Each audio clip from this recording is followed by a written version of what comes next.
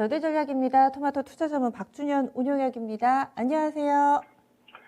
네, 안녕하세요. 토마토 투자자문의 박수영 운영역입니다. 네, 일주일 전과 현재의 모습이 많이 좀 달라져 있습니다. 회복이 어느 정도 됐는데요. 오늘 장 한마디 알려주세요. 예, 오늘 시장 한마디는 시장은 벌써 2022년도를 바라본다 이렇게 잡아왔습니다. 그렇게 잡으신 이유는요? 예, 일단은 크게 보면 두 가지 관점인데요. 일단 현재 시장 자체가 낙폭과대 기술적인 반등은 어느 정도 좀 마무리됐지 않습니까? 오미크론 영향말로 인해 가지고 코스피 지수가 3,230포인트에서 빠졌고 코스닥 시장도 1,020 정도까지 빠졌는데 기술적인 반등이 좀 마무리가 좀 되는 상황인데 그러다 보니까 시장 자체가 지금 방향성 없는 등락구간이 전개되고 있는데요. 일단 두 가지 관점에서 내년도 시장이 벌써 이동하고 있는 게 아닌가 생각이 좀 되는데 오늘 시장에 보면 어제도 그렇고 오늘도 그렇고요. 상대적으로 코스닥 시장이 강했고요. 코스닥 시장이 어제도 강했고 오늘 또 막판에 코스피 쪽에 이제 프로그램 매수 차익가 유입되면서 상승폭이 좀 확대가 됐지만 그랬지만 오늘 코스닥 시장이 1.7% 정도 상승을 했어요.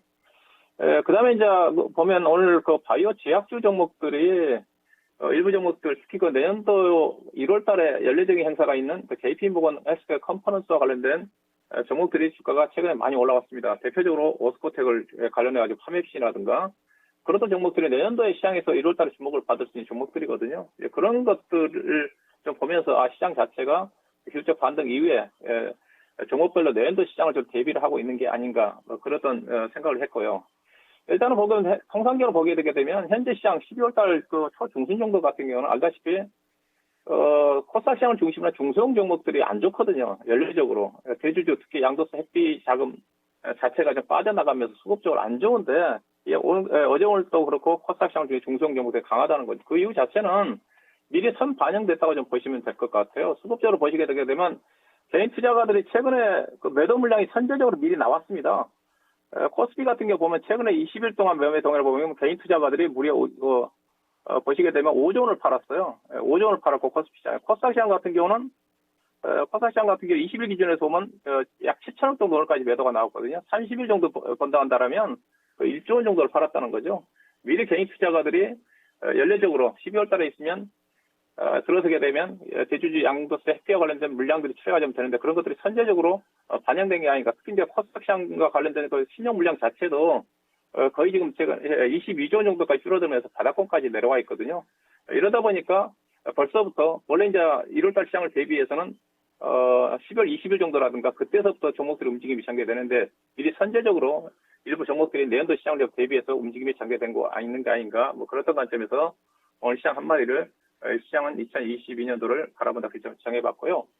자, 오늘 시장 잠깐 좀 체크를 해보면 자, 오늘 동시 만기림에도 불구하고 시장 자체가 상당히 견조했습니다. 변동성이 크진 않았죠. 거의 아침에 잠깐 약간 흔들림이 있었지만은 내내 코스피 지수가 플러스 10포인트 이상 15포인트 정도 등락주가에 전개되다가 장 막판에 이제 그 대규모 비차익을 중심으로 해가지고 대규모 거의 한 7천억 정도 매수 차익거래가 좀 이익이 좀 된 것 같습니다. 특히 보면 삼성전자가 종가에 거의 1,000만 주, 그다음에 SK 하이닉스가 약 170만 주 매수가 두 종목이 다 들어왔어요. 보니까 거의 7천억 정도 보고 계시는데 갑자기 뚝 샀죠. 그래서 종합주가지수 종가 한 10포인트 이상을 끌어올리면서 28포인트 정도에서 끝났는데 일단은 뭐 오늘 시장 흐름 자체가 그런 또 만기에도 불구하고 변동성이 크지 않고 투자 심리 자체가 그만큼 안정적이라고 좀 봐야 되겠죠. 이제 오미크론과 관련된 악재 영향력은 지나친 것 같고요. 오늘 시장의 강세 부분 자체는 뭐 여러 가지 오늘 아시아 증시 전반적인 흐름 자체가 괜찮았거든요. 특히 이제 중국 시장을 좀 봐야 되는데 오늘 그 중국의 소비자 물가 지표가 발표가 됐지 않습니까? 상당히 눈여겨봐야 되는 부분인데 최근에 중국의 이제 경기 부양책을 좀 사용을 했기 때문에 추가적으로 경기 부양책을 사기 위해서 자금을 풀기 위해서는 물가 지표 자체를 신경을 안 쓸 수밖에 없는데 오늘 중국의 소비자 물가 지표가 시장 예상치가 2.5% 정도 상승할 것으로 예상했던 건데 2.3% 정도로 물가 지표 자체가 예상보다 낮게 나왔다는 거죠. 물론 생산자 물가 지표 자체는 약간 높게 나온 것 같습니다. 그러면서 현재 상해 종합주가 지수가 지금 거의 9월달 고점 근처까지 오늘 들어서 거의 3,700포인트 이후에서 약간 계속 저항을 좀 받았었는데 중국 증시 상승 흐름 자체도 긍정적인 시장의 흐름을 영향을 미친 게 아닌가. 그러다 보니까 중국 지표가 좀 오면서 중국의 위안화가 지금 그 최저치까지 좀 떨어졌거든요. 그러다 보니까 우리나라 원달러 환율 자체도 안정을 좀 찾으면서 외국인 수급에 긍정적인 역할을 한 게 아닌가 그렇게 정리해 볼 수가 있을 것 같고요.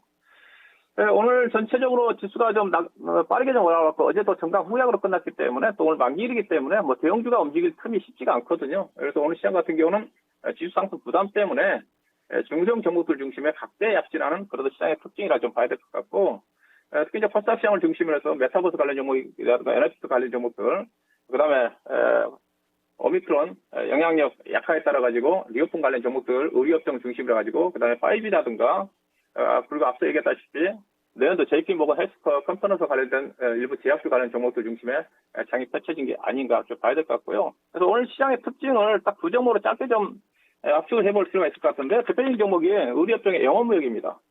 대표적인 오미크론 피해줄 쪽으로 알려졌던 종목이 있죠.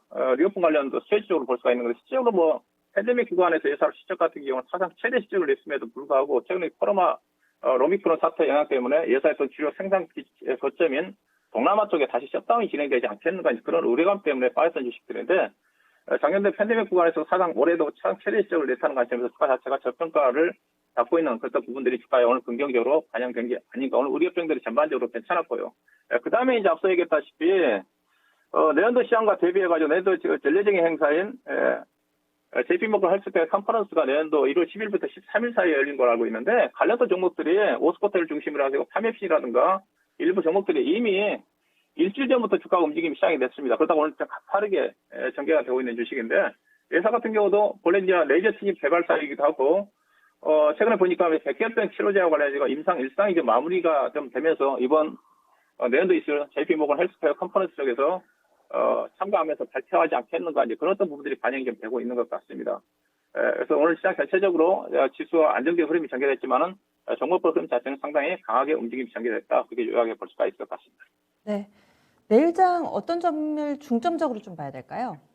예, 내일 시장 체크해볼 포인트 자체는 뭐 미국의 소비자 물가 지표가 좀 발표가 좀 되죠. 우리 시장에서 내일 반영되지는 않고 내일도 월요일날 좀 반영이 좀 되겠지만은 물가 지표 자체가 좀 중요한 부분이거든요. 특히 이제 다음 주에 있을 연준의 통화정책 회의를 앞두고 있는 부분이기 때문에 현재 지난 10월달 소비자 물가 지표가 6.2% 정도 상승을 했는데 제가 보기에는 최근에 물가 기대 심리 자체가 인플레이션 기대 심리 자체가 뭐 상당히 다 떨어지고 있는 상태거든요. 물가 지표 자체가 그렇게 뭐 양호하게 나오지 않겠나 시장 예상치보다 좀 낮게 나오지 않겠나 더 전망인데 만약에 낮게 나온다고 한다면 다음 주에 있을 FOMC 불확성이 좀 완화가 좀 되면서 주가가 긍정적인 미국 시장의 흐름이 전개되면서 상승하지 않겠나. 그래서 내일 주말에 결국은 좀 나오겠지만 물가 지표를 발표를 앞두고 있는 그런 부분이기 때문에 내일 시장 자체도 좀 대체적으로 좀 간망한 흐름이 제치지 않겠나 좀 봐야 될 것 같고요. 그다음에 이제 중국 시장이 좀 중요하다고 봐야 될 것 같은데 중국이 이제 지급 준비 이날 이후에 지금 상해 종합 주가 지수가 긍정적인 흐름이 전개되고 있거든요. 우리 시장 자체는 미국 시장보다는 이제 중국 시장이 중요합니다. 중국 시장이 올라가야지 지금 최근에 부진한 흐름을 보이고 있는 경기 민감지수, 산업재라든가 소재 관련 종목들이 상승할 수가 있는 거니까 현재 어떤 반도체 업황 가지고는 종합주가에서 끌어올리기가 쉽지가 않거든요. 그래서 중국의 물가지표가 양호하게 나왔고 지급준비 이날을 통해 경기 부양처를 사용하면서 상해 종합주가지수가 아직 고점 돌파를 시도하고 있는 부분이기 때문에 내일 3,700포인트 돌파 여부도 좀 체크해볼 필요가 있지 않겠나 생각이 좀 되고요. 그 다음에 오늘 그 만기일 영향 때문에 비차익을 중심으로 해가지고 대규모 매수가 유입이 좀 됐는데 이게 이제 어떻게 보면 배당과 관련된 그런 영향이 크거든요. 그래서 내일 또 추가적으로 개인적으로도 연말까지는 매수 차익 거래 자체가 배당을 겨냥한 우위에 전개되지 않겠는가. 근데 그렇지만 오늘 바닥에 삼성전자라든가 SK 하이닉스 유입이 좀 됐기 때문에 내일 혹시라도 만기 후폭풍의 그런 가능성도 있어 보이거든요. 그렇게 별로 가능성이 개인적으로 크지는 않다고 보고 있는 쪽인데 이런 어떤 부분들을 좀 체크해 볼 필요가 있지 않겠나 봐야 될 것 같습니다. 네. 그리고 막판에 또 프로그램 활용해서 매수 유입시킨 주체가 아마도 금융투자 쪽에서 지금 거의 뭐 1조 가깝게 코스피에서 매수를 잡히고 있어서요. 수급은 좀 더 분석해 보시면 좋을 것 같고 이렇게 세 가지 포인트 주셨네요. 미국 쪽에서 소비자 물가지표 그리고 또 중국 쪽에서는 이 상해지수 3,700 돌파한지 여부 국내에서는 또 만기일 이후에 수급보자 체크 포인트 정리해봤습니다. 그럼 전략은요? 예, 일단은 오미크론발 악재는 거의 다 지난 이 시간에는 거의 80% 정도가 좀 반영이 됐다고 그랬었는데 지금 이제 90% 이상 반영이 좀 된 것 같습니다. 그러면서 글로벌 시장의 위험 자산 선호 쪽으로 빠르게 좀 개선이 좀 되고 있는 쪽이거든요. 이제 시장의 관심은 오미크론발 악재에서 벗어나서 어느 정도 낙폭화돼 반등은 마무리가 좀 됐으니까 추가적으로 상승하기 위해서는 결국은 다음 주에 있을 FMC에서 도움을 좀 줘야 되지 않겠는가 생각이 좀 됩니다. 앞서 FMC와 관련된 악재는 저는 영향이 제한적일 것으로 봐요. 왜냐하면 이미 파월 의장의 매파적인 발언 자체가 이미 주가에 반영이 됐기 때문에 앞서 얘기했다시피 물가 지표가 조금 양호하게 나온다든가 그런 것 때문에 약간 완화적인 정책이 나온다는 그 부분 자체가 연말에 또 제한적인 상승 랠리로 전개가 좀 되지 않겠는가. 긍정적인 관점에서 저는 FMC 이외를 보고 싶고요. 그리고 또 수급적으로 앞서 오늘 대규모 매수 차익거래 유입이 좀 됐지만은 통상적으로 12월 달 같은 경우는 만기 이후에도 외국인하고 기관 투자가들이 배당을 겨냥한 매수 차익거래가 유입되는 경우가 많거든요. 그래서 항상 12월 달 시장 같은 경우는 코스피 대형주 중심으로 강세가 전개가 되는 거죠. 이 흐름 자체가 내일 또 추가적으로 유입되지 않겠는가. 그때 좀 봐야 될까. 그렇게 된다면 시장 자체는 FMC 불확정에도 불구하고 주가는 안정적인 주가 상승 흐름이 전개될 가능성이 크지 않겠는가 봐야 될 것 같고요.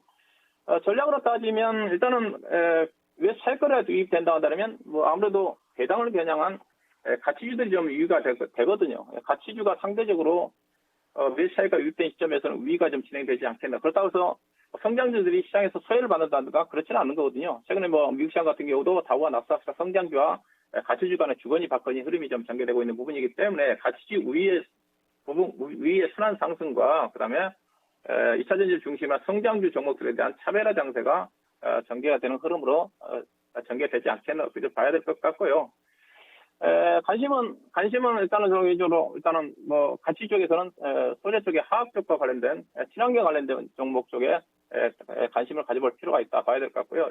현재 유럽 쪽의 탄소 배출권 선물 가격이 지금 최고치거든요. 최근에도 급등을 하고 있는데 우리나라는 친환경 관련 종목들이 지난 10월 달에 재료가 노출된 이후로 지지부진한 움직임이 전개되고 있는데 화학업종 내에 친환경 관련 종목들이 많이 있으니까 롯데 정밀화학이라든가 효성 첨단 소재라든가 관련된 종목들 좀 보셔야 될 것 같고 그다음에 지수가 좀 많이 올라간 부분이기 때문에 탄력적으로 올라가기 쉽지 않거든요. 매수 차익가가 유입된다 하더라도 일부 이제 대형주 중심으로 해서 움직이는 장세가 펼쳐지는 거니까 그래서 가벼운 쪽에 전자재라든가 그리고 오늘 의료업종들이 괜찮았는데 팬데믹 구간에서 사상 최대 실적을 내고 있으며 주가 자체가 여전히 싸 보이는 영업무역을 중심으로 해서 제이스 코퍼레이션이라든가 한세실업이라든가 OEM 우리 기업체에 관심을 가지셔야 될 것 같고요. 그다음에 내년도 JP모건 헬스케어 컴포넌트를 앞두고 관련된 종목들이 재료가 반영되고 있으니까 앞서 얘기했다시피 오스포텍을 중심으로 해서 파맵신이라든가 관련 종목들 그다음에 반도체 대형주보다는 IT 장비라든가 관련된 종목들 조정권에서 접근할 필요가 있지 않겠는가. 그다음 앞서 얘기했다시피 2차 전지 관련된 종목들은 성장주이기 때문에 종목별 옥색으로 가리는 매매 전략이 좀 필요하지 않겠는가. 이렇게 좀 말씀 좀 드리도록 하겠습니다. 알겠습니다.